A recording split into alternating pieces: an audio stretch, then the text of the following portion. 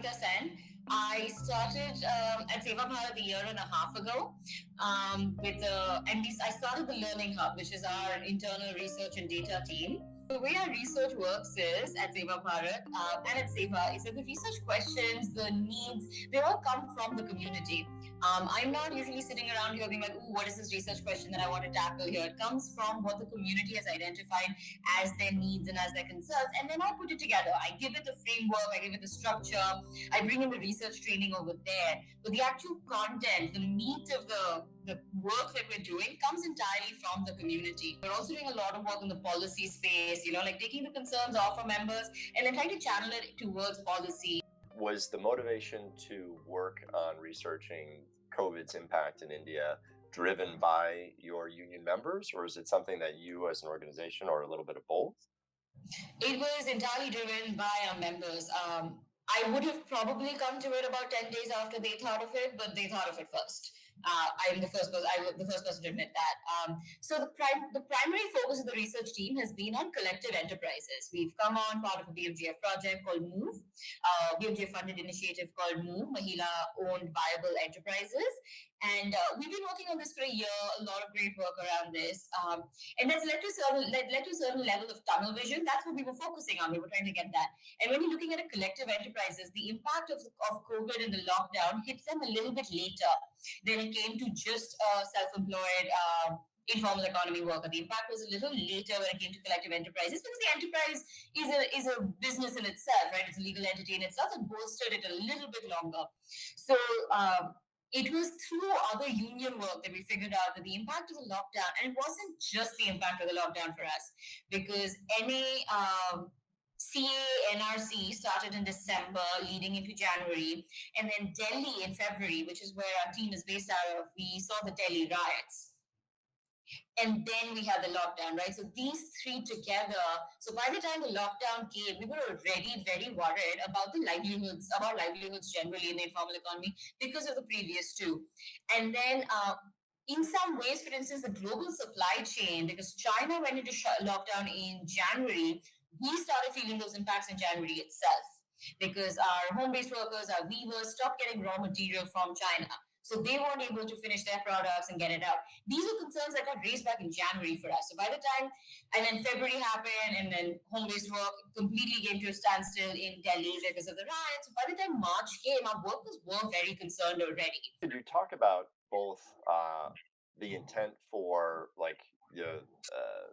the research outputs in terms of how it's going to be internally used and beneficial to your members, as well as what you were envisioning doing with that information and an external focus? Yeah, so internally, I start with the internal because that's where a lot of the focus has been so far. Internally, for instance, we do a lot of, we send the support back to the union. A lot of our work has actually just been supporting our teams with data collection. And what are the kinds of data you want to be collecting at this level? Data collection and something like this, one of the major challenges, of course, is that our data collection used to happen door by door. Our union members, like the workers in the union, are in the community, so they would just go door by door and get whatever information is needed. That's not possible anymore, right? I mean, we were actively discouraging that for the longest time because we didn't want our communities are vulnerable enough with weak health infrastructure.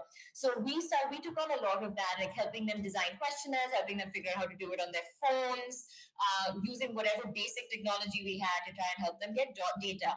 What kind of data they would need, right? And that was where a lot of these external conversations we've been having have helped, right? Watching other people being like, these are the kind of criteria you need to collect data on to get this finding is something that we found very useful because it allows us to help give that back to the union, saying if these are your end outcomes, this is the kind of data you want to collect now, so that in a month we can get this done, because there's also the lag, right, between data collection and then actually getting to do anything with the data. Could you touch upon some of the, I guess, similarities and differences that you're seeing in terms of COVID response, the understanding of the pandemic from all these, disparate contexts that you're working? Yeah.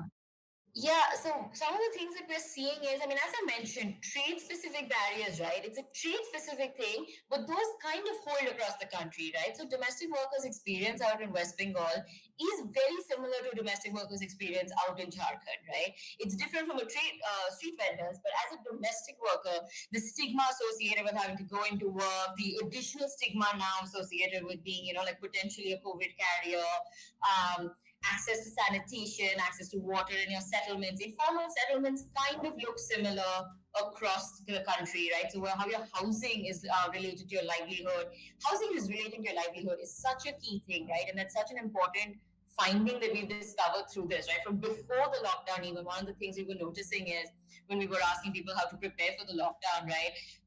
Access to water, access to drainage, sanitation, sewer systems, these were such key elements, right? Like the amount of impact that we like for us as an organization, we're really trying to figure out how to draw attention to this. With all of these learnings that are emerging, like what are, I guess, could you just talk to the aspirations for the impact that that you hope your work will have for your members, as well as just in shedding light into pandemic response? Yeah, so we're doing a couple of things, but basically we're pushing for a lot of it at the policy change level, right? I mean, that's our strongest thing. We are a central trade union, so that's where one of our largest thrusts is. So, for instance, we are working on a task force for the future of work in the urban informal economy. And when designing a survey, right, as a researcher, when I'm designing a survey to ask people, I ask demographic details, like marital age, income, blah, blah. However, we've now realized that let's not do that. Let's just go directly to the questions that will help us make a policy recommendation.